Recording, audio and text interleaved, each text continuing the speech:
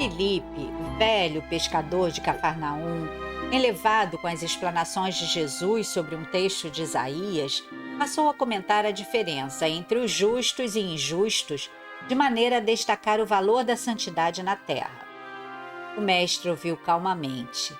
Talvez, para prevenir os excessos de opinião, narrou com bondade. Certo fariseu, de vida irrepreensível, atingiu posição de imenso respeito público. Passava dias inteiros no templo entre orações e Jesus incessantes. Conhecia a lei como ninguém.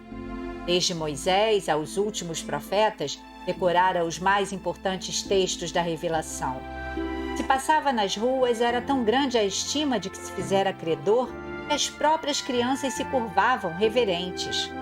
Consagrara-se ao Santo dos Santos e fazia vida perfeita entre os pecadores da época.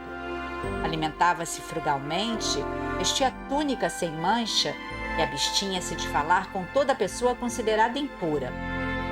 Acontece, todavia, que, havendo grande peste em cidade próxima de Jerusalém, um anjo do Senhor desceu prestimoso a socorrer necessitados e doentes em nome da divina providência. Necessitava, porém, das mãos diligentes de um homem, através das quais pudesse trabalhar apressado em benefício de enfermos e sofredores. Lembrou-se de recorrer ao santo fariseu, conhecido na corte celeste por seus reiterados votos de perfeição espiritual.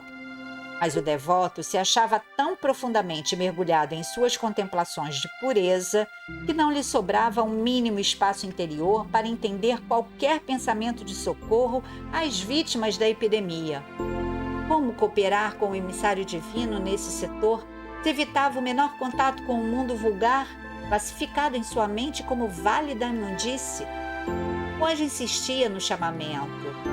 Contudo, a peste era exigente e não admitia delongas. O mensageiro afastou-se e recorreu a outras pessoas amantes da lei. Nenhuma, entretanto, se julgava habilitada a contribuir. Ninguém desejava arriscar-se. Instado pelas reclamações do serviço, o enviado de cima encontrou o antigo criminoso que mantinha o propósito de regenerar-se. Através dos fios invisíveis do pensamento, convidou-o a segui-lo. E o velho ladrão, sinceramente transformado, não hesitou, obedeceu ao doce constrangimento e votou-se sem demora, com a espontaneidade da cooperação robusta e legítima, ao ministério do socorro e da salvação.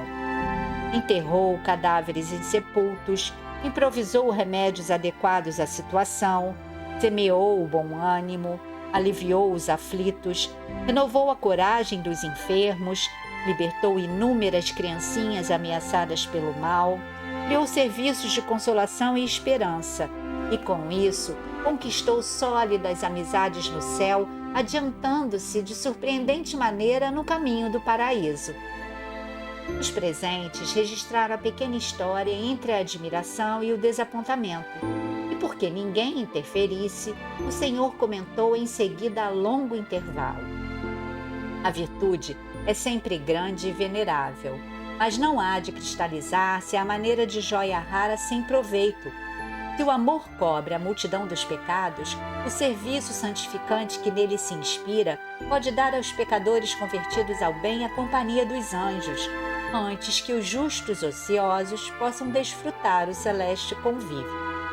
E reparando que os ouvintes se retraíam no grande silêncio, o Senhor encerrou o culto doméstico da Boa Nova, a fim de que o repouso trouxesse aos companheiros multiplicadas bênçãos de paz e meditação sob o firmamento pontilhado de luz.